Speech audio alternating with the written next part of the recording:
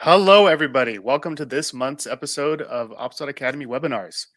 This is a very special month. This is Cybersecurity Awareness Month, and I'm Nate Medeiros, manager at the OPSWAT Academy platform.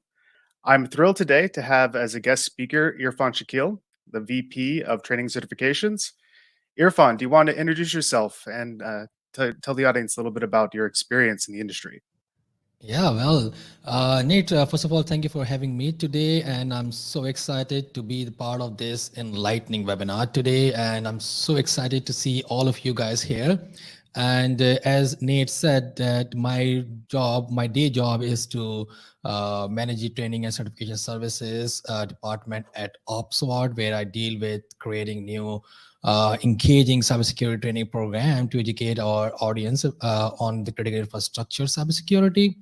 Apart from OPSWAT or prior to OPSWAT, I have been engaged in especially the training sector of cybersecurity for over a decade, and I have been creating content, YouTube videos, hosting webinar, being participating in the webinar. So all about cybersecurity, education, awareness, and definitely look forward to have a discussion with you today, Nate. Yeah, absolutely. I'm looking forward to this one. We discussed in detail some of the options we could talk about for Cybersecurity Awareness Month. It's such a broad topic, such a broad subject. There's so many aspects of personal cybersecurity, enterprise cybersecurity, and we thought it was appropriate to call out the subject of this webinar, which is the transition and what we're seeing to a remote workforce. So, what are the implications of that in the industry? What are the implications for that for the individual? So, let's talk about it. Let's start diving into the shift that we've seen in Yeah. this new remote landscape. So, how has the landscape changed since we've seen this shift from COVID that really drove this home? Uh, Yeah. pardon the pun, that really drove this into the landscape that we see today. So, what are we seeing in the modern era? Well, I mean, definitely, whenever we are going to discuss the remote work culture, COVID is or it should be the turning point because although there were organizations, offering this, I must say, facility to work from anywhere. However, after COVID, it became a norm. Although now, since it's 2030 to 23, and some organizations they are calling back their employees, but still the remote work culture is still there. And as far as the impact or how the landscape of cybersecurity changed with the remote work, I must say that it increased the attack surfaces. Just think about that with more employees accessing the company's resources from various locations and or by using various devices, the attack surface has significantly expanded. And a few other things that I would like to also mention is the importance of VPN and the problems with the VPN network, because the demand for VPN connections has skyrocketed, Right. and leading to the potential vulnerabilities if not properly managed. And And that was really what we where we saw the biggest impact of it all was during those mandatory lockdowns when companies really didn't have a choice in a lot of cases to start allowing their employees to work remotely, and they don't have the infrastructure to support those things. So exactly. even implementing purchasing a VPN solution and implementing it quickly, if it's not configured properly for whatever your use case is, there's still so many attack vectors that are Exactly. Organizations were not ready at that time. And due to this pandemic, they implemented this remote policy because they did not have any other choice. Although they were not technically ready, even the employees were not ready. They were not, educated enough. They were not aware enough. But nowadays, yeah, organizations have a better remote work policies, and they have even the infrastructure ready.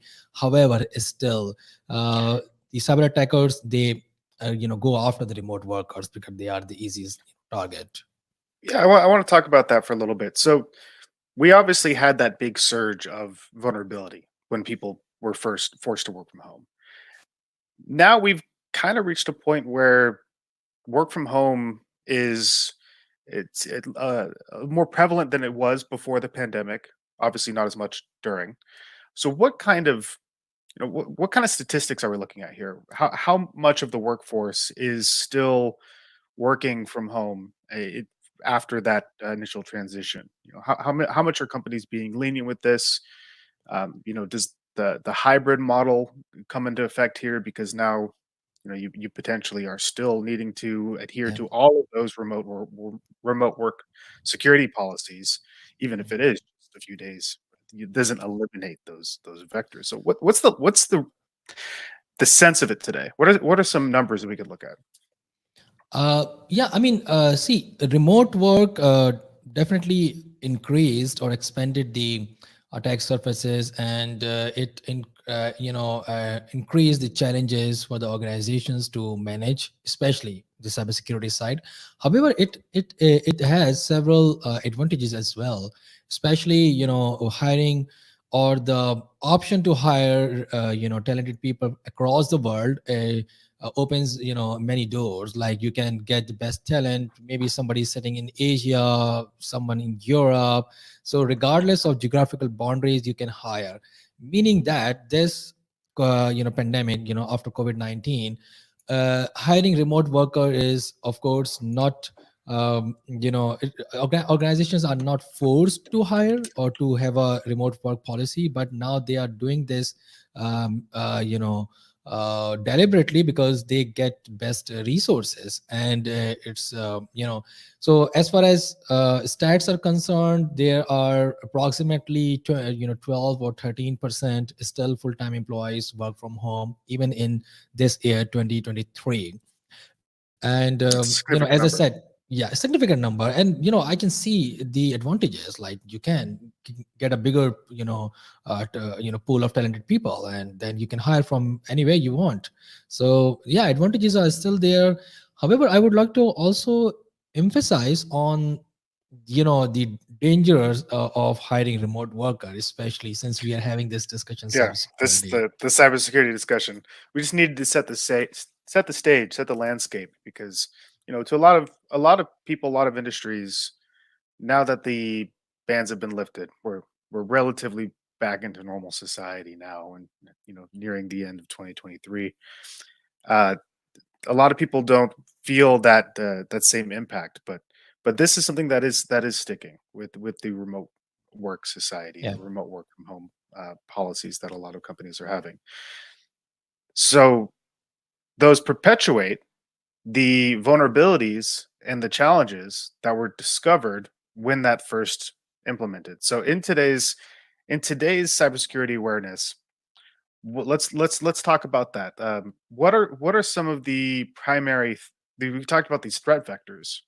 So what are we talking about when we're referring to an employee who took his laptop to his work for his office at home? What are the new threats that are introduced in this kind of environment? Uh, yeah, I mean, there could be, many, threads. I would like to focus on few most important, threads, and such as, remote work has definitely, introduced several unique threats to the organization. First of all, let's talk about the unsecured home networks. Most home networks, lack the robust security measures found in the traditional office environments, and this makes them more attractive to these cyber attacks.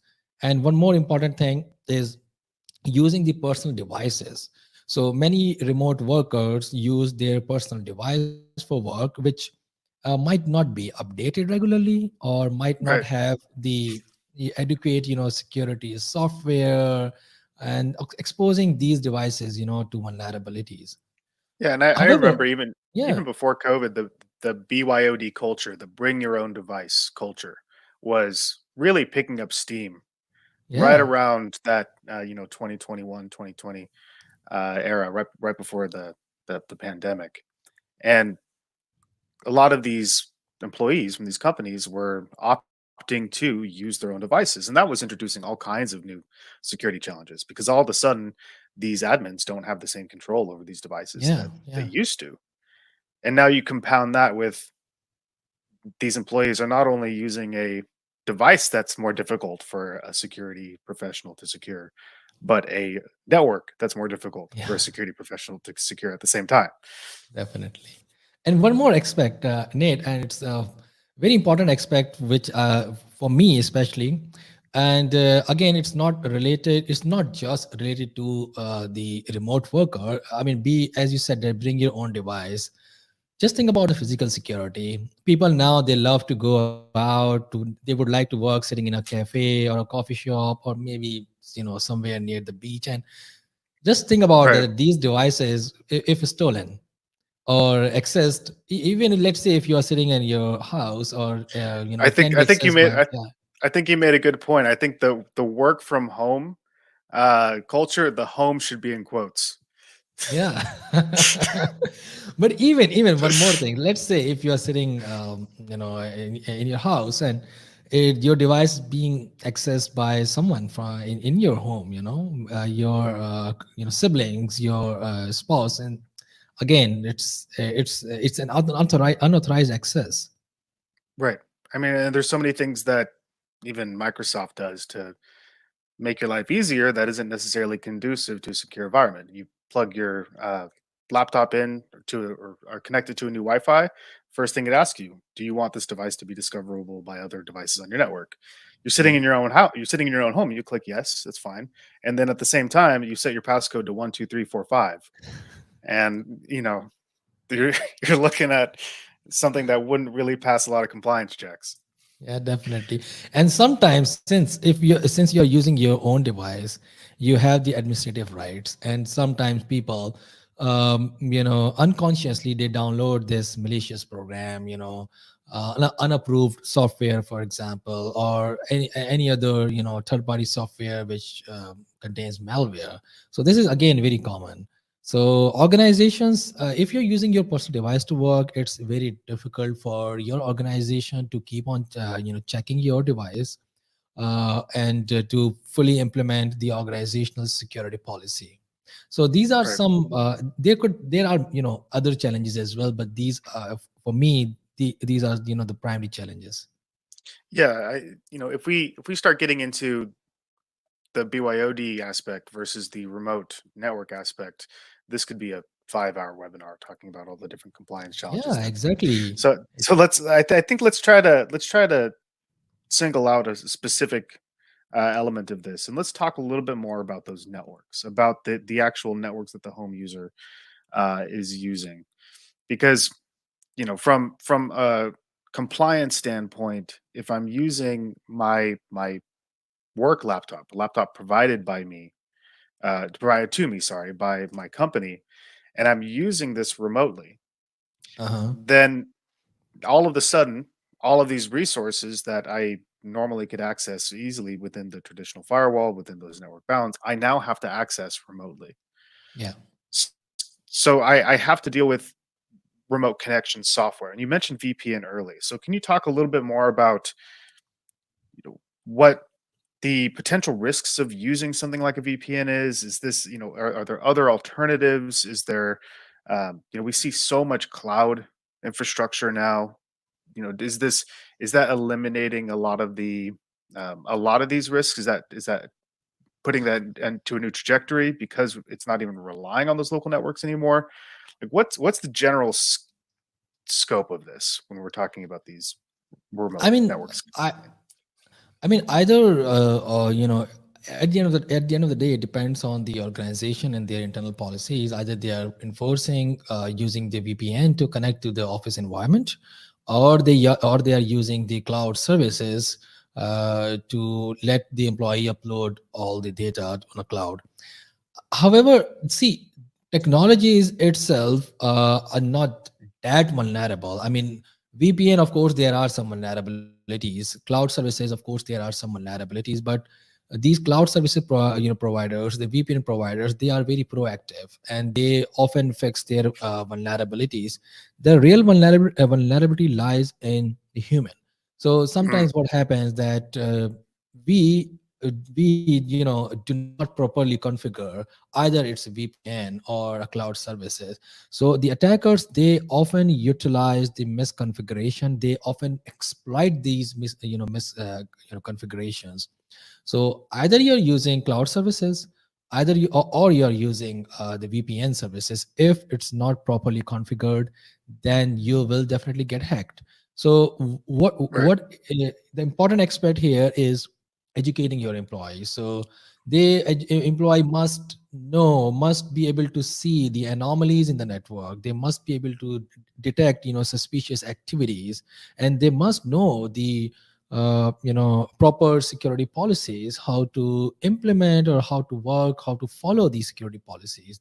So these are some critical pointers.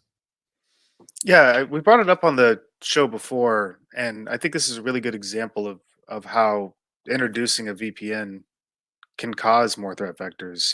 The Colonial Pipeline attack that occurred in, I believe it was 2020, where nearly half of the Yeah. East Coast wasn't able to get petroleum for fuel for the gas stations, and it was for about a week.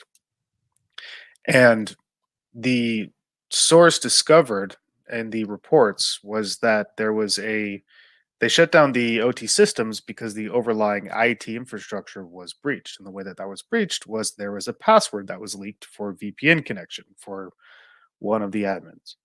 Yeah. And that a particular account had keys to the kingdom and they could look into and do you can do whatever. So now that you have this golden key that if somebody gets a hold of, Yeah. previously in those kind of environments it would have been, we're talking about critical infrastructure here, we're talking about something that's closed off, oftentimes air gapped, oftentimes not even you're the only way to operate anything is by physically going there. Now we're moving to even these critical infrastructure facilities that have remote connections in, Remote connections. Yeah. Makes sense. and all of a sudden somebody gets a four-letter string, whatever it is, for that VPN password, hopefully longer than four letters, but Yeah. you never know. But you never know. But Yeah. and then it takes out the entire East Coast fuel supply for a week. That's what we're talking about here. Yeah. But again, you see, even in this example, the problem is not the technology itself. The Right. VPN is not the problem; is how you are handling. So that's the real problem here. And even with the remote worker, if you are not properly handling your, device, and then you would definitely get hacked. So yeah, as I said, that VPN cloud services, no matter what technology are using, most of the time it's the human, and it's the human error, either deliberate human error or an insider threat. But again, it's the human error, I must Yeah. say. As our AI overlords would say, that we are the fallible ones, not the computers, Yeah, right? yeah, yeah, So we do need to address that human error aspect. And yes, the example that I brought up was to iterate your point exactly. And the dynamic really now is if I was 10 years ago to go into an office and want my workspace to be secure from cyber attacks, that would be handled by the IT and security team of that company. They would make sure that when I worked, I was secure. And yes, even then there was practices that you would need to do your part. Do you feel like the responsibility for being secure has shifted more toward the individual employee now that we're seeing this remote work? Yeah, definitely. However, not just an individual employee. The responsibility of cybersecurity definitely, undergoes a noticeable shift when working remotely. However, the responsibility on employee and the employer also shifted. So let's just talk about the employee responsibility. As I said, that employee responsibility has significantly increased, and as you have given the example that in a traditional office setting, much of the cybersecurity infrastructure is managed by the IT department, However, in remote settings, employees play a more active role in ensuring their devices and their network are secure. However, companies' role is still there, and the company plays an important role in educating the employee. So companies must invest more in training and educating their employees about cybersecurity best practices. We cannot simply rely on individuals' intuition, and Right. we cannot say that, hey, it's your responsibility now. Being an employer, it's your job to educate your people about cybersecurity best practices. We, as an employer, we must inform them what to do, what not to do. Let's say we, as an employer responsibility, such as employer must create bring your own device policies, like what you can do with your own personal devices, what sort of access you can get, what sort of and let's say if you are using your personal devices, then what sort of responsibilities are on you. It's more Mhm. like educating employees, but again, yeah, employee must be aware of these things, and employees must um, play an active role in securing the organization resources. One more aspect which I think goes to the employer side is having a decentralized IT support, because see, people are now working 24/7. I mean, on different time zones. So, and sometimes they need support. And let's say if one of your employee in the sitting somewhere in Africa, or using any other time zone, and if that employee feels something, for find something as suspicious, and that employee needs to report to the IT department. So IT department should be available at that time to take immediate action. So there are Right. responsibilities on both sides. I mean, even outside of multi-regional aspect, that that brings up a point as well, because this culture shift to remote work really does, I think it changes people's hours. Because all of a Yeah, sudden, if I, oh, there was an email I forgot to send, or oh, there was a report, you know, previously it was, I'll do it first thing when I get in the office tomorrow. But now my workstation's just in the next room, or to stand up, walk yeah, over the desk, whatever it is. So, and if I run into problems while I'm dealing with those things, then I'm raising a ticket, and that the IT staff is going to have to support that new lifestyle, the new work style, really. But yeah, that's a very yeah. It's interesting no point. more. It's no more 9 to 5. It's more like need basis. If I need to Yeah, do something, uh, I have the on device. yeah, not it's 9 to 5 plus on call. Yeah, yeah, definitely 9 to 5 plus on call. Yeah, And again, let's not get into the debate of the advantages and disadvantages of working yeah. remotely. That's more, stick to the cybersecurity aspect of this Yeah, here. So definitely. what are some things that we can do? So you mentioned training. You mentioned that we need to educate. So we need to have policies that define what you can do with your BYOD device, what you can do Hmm. from your remote network. Hmm. You need to train users on proper personal network um, hygiene and best practices to make sure that you have strong passwords within your Wi-Fi, that you have your work devices that are either locked down or disconnected from other device sharing aspects within your network. That you have, well, and then let's go into the final thing is, okay, you have technologies. We mentioned VPN, but are there other things that a company can do to help enforce these things? I mean, uh, see, number one is, of course, the educating the people, educating and creating these strong policies. However, individual or workforce must also must also, yeah, use their all of these educations. For example, employers, they are giving training, but what if the employee is not participating, is Right. even let's say if somebody is participating but not really implementing. So employees must also consider or themselves as a first line of defense in the cybersecurity world, because Mm, the remote worker, either it's a remote worker or even of someone sitting in an office setting, they are technically are the first line of defense. So right. because being a workforce, we often we are the first to encounter all the phishing emails and Exactly. suspicious links. Yeah, I mean, and in an ideal world, the IT and security staff would have tools that could mitigate those things. In which case, if the user does fall for a phishing link or they do end up downloading a malicious file, running a Trojan, whatever it is, that the internal security of what those things are connecting to is able to flag and detect those things.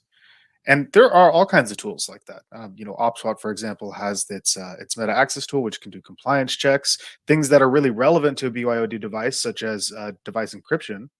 I want to know if your device is encrypted or not. So if somebody steals it at the Starbucks and runs away, that I know that at least it's locked in that information secured, so that we can yeah, perform that analysis. But if I can't tell, if you don't, if I have no way of knowing as an IT or security professional that that device was encrypted, then I basically have to assume the worst, and I need to know what was on that device in the first place, what that person was working on. It's always a bad thing when a laptop gets stolen, yeah, but yeah. it's particularly bad if it's unencrypted. And And but then sorry, I just wanted to kind of mention the one thing that's with that, but then that introduces this whole new element with the remote work and BYOD devices, where if I buy my own computer, I don't necessarily want my company installing yeah, software that tells them what it is that is running on my device, even if it is for security options as well. So there is a bit of a conflict there, conflict of interest. yeah. Mhm. See, I mean, I wanted to interrupt you at that time, but to link your example, because you have given a very decent example of, let's say, upsort meta access product. Mhm. However, we must also consider that upsort through upsort academy is working on educating people. So Right, sometimes what happens, even some malware, they bypass the modern technology. However, human, we we can see the abnormalities. We can right. sense, we can, and I must say that faster than any tool. So so educating people is Number the one. number one priority. Yeah, Yeah, number one. Absolutely. I'm just always interested also in the technologies that we can use to supplement these things, because it's very difficult. I mean, we're talking about a yeah, very difficult, even like we just kind of discovered or talked about. It's a kind of a moral conundrum. Do I make all of my employees download this software that's going to be pulling information from their device if it's something that they purchased with their own money and that's their yeah, computer, and I'm saying they can work from there? Well, that might have to be my policy, because you can lose a lot of money from a breach. You can lose a you can be it can damage people. It can damage their identities. It can damage all of these aspects. So sometimes there's some sacrifices need to be made in that leeway of what I cannot do with these BIO devices in order to protect people. And I think that that perspective gets lost a lot, yeah, where that it's really for the greater good of everybody. And as long as as long as we can promise you, as long as we can have some kind of evidence that says, I'm only pulling information about your antivirus, I'm only pulling information about your encryption, I'm only pulling information about the local logs for local detections of real-time protection of your malware. Excuse me. mhm. And if those things can be proven and trusted upon between that relationship of the employee and the employer, Yeah, it depends on the then relationship now. yeah, I think people would be more, Yeah, because willing to have those sometimes, aspects. yeah, sometimes, people, they are worried or concerned about their privacy. And, Yeah, but the end of the day, as you said, that it depends on the relationship, how good, your relationship is with your employer. And it's all, especially with the BYOD. Let's say if you are using a corporate computer, a laptop provided by your employer, then of course there isn't Yeah, any question. Yeah, I there's mean no they question. need. Exactly. Yeah. And so maybe the policies, I mean, it always depends. The different companies are in different positions to be able to offer devices to people. It might be a more startup company that can't buy everybody laptops. They have a BYOD, policy. It's a little bit harder to implement those things. But if the company is, you have an option to take a company provided laptop, or you can choose to use your own, then your that personal device should have all the same compliance tools and technologies as the company owned one, or at least comparable Yeah. enough, because you made that decision to not use that device. You made the decision to use yours. Yeah. So And it's even let's say that if somebody is using their own personal its own personal device, then it shifts the responsibility on that individual. So right. meaning that if you are not having a company software installed to which checks the compliance, etc., then it's your responsibility to ensure that your computer or your smartphone or your tablet is up to date, is your device must have the updated antivirus solution or other security tools. If it's not connected with the company network, or if the company cannot enforce the policy or cannot check the either it's compliant or not. So that responsibility, meaning that you are taking the responsibility instead of your organization taking that responsibility. Right, exactly. Yeah, I mean, this is, we could talk the moral concepts of this, for the rest of the session, but we are approaching uh, toward the hour here. So I want to shift gears a little bit. What are some things, we talked about the shift of responsibility. So if me as an employee working remotely now, this is my, or a hybrid style, this is my new area of work. Yeah. Just maybe just fire off a couple things. What are some things that I need to do now, that are going to help my the overall cybersecurity of my network, and what are basically do some do's and do nots for me as a remote worker from a I mean, as cybersecurity a remote standpoint. worker, as I said, that you are the first line of defense as a remote worker. If you are using your personal device, you need to ensure that it either it's connected with the company and it follows the company's policies, or if it's not connected, then it's your responsibility to ensure that you are not using any software which poses a risk. And you also, your responsibility as a remote worker is to have your network protected. For example, you need to think about your Wi-Fi passwords. You need to think about that your home router in your home, it's the firmware is updated. You need to think about the VPN that you are using to access the company's resources.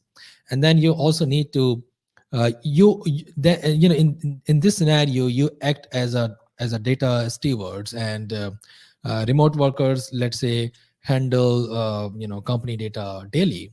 And they must ensure that data is stored, transmitted, and disposed of securely, and by following the company policy.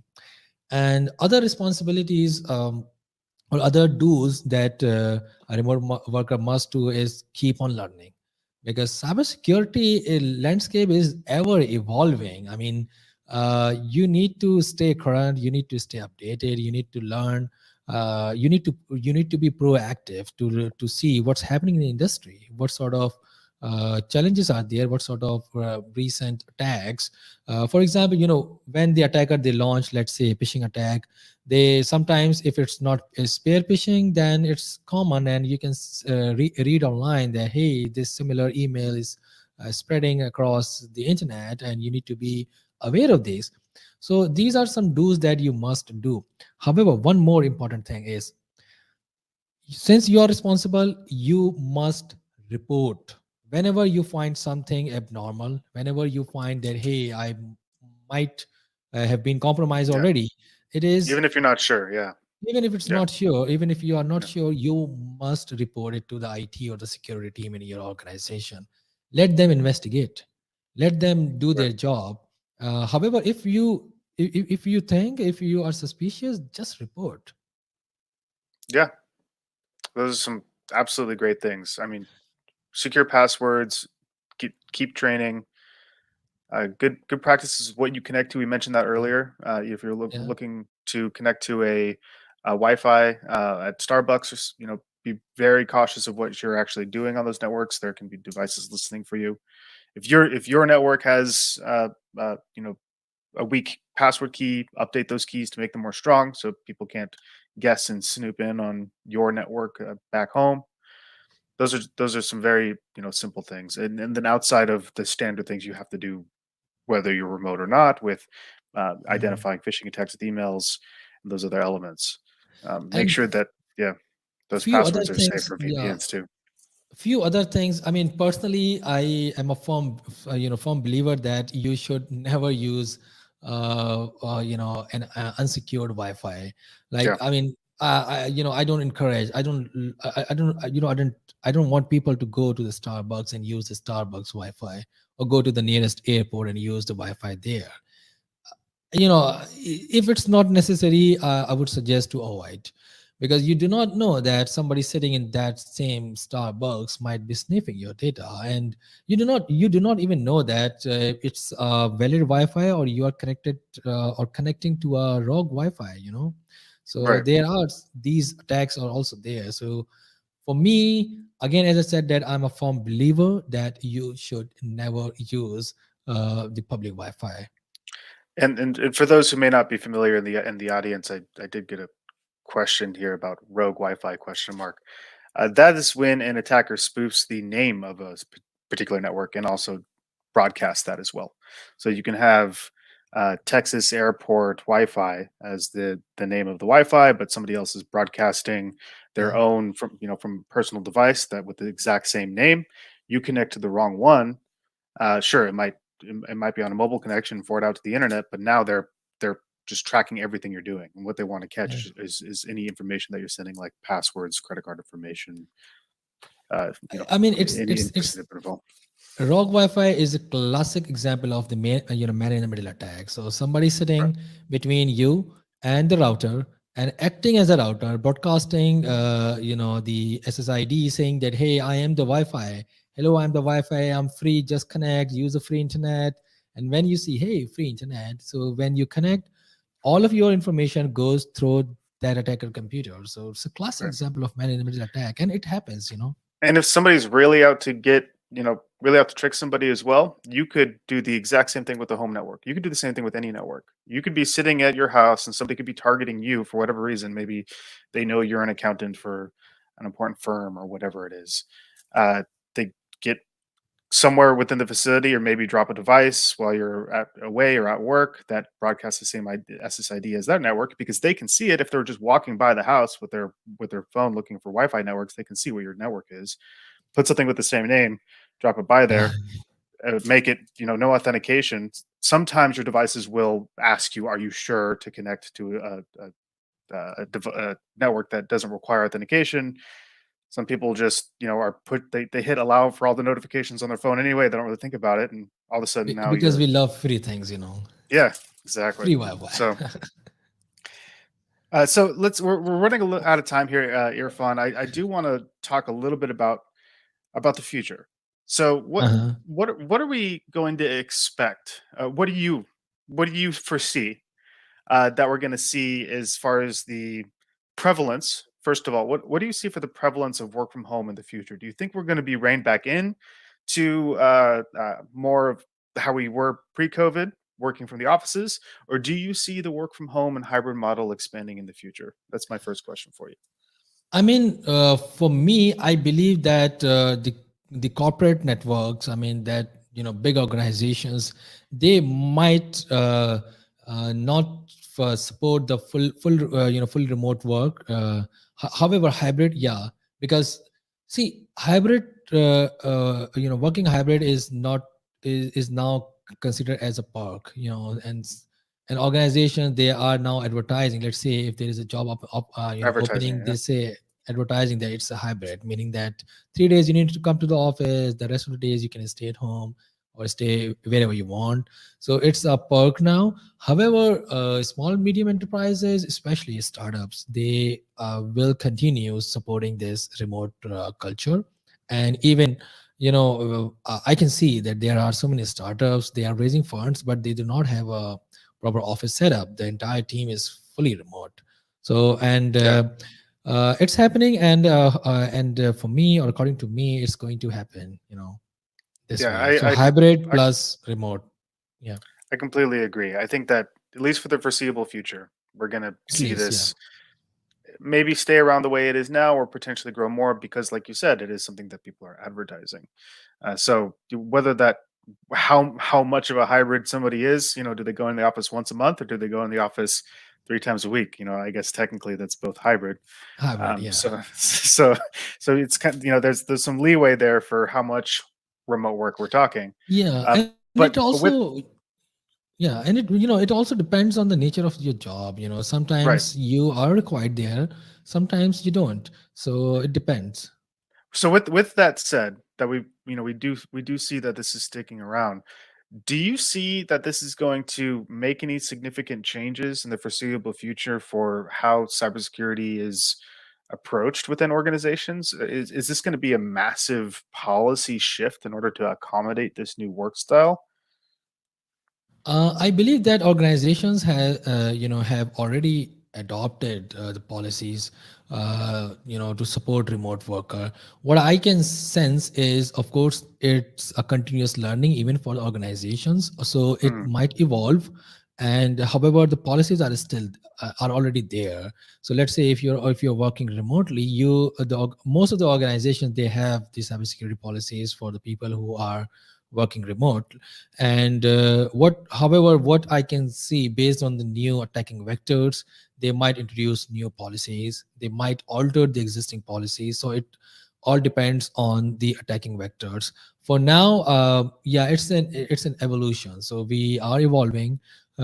We are going in hybrid or a full remote setup. Similarly, the security policies are also evolving.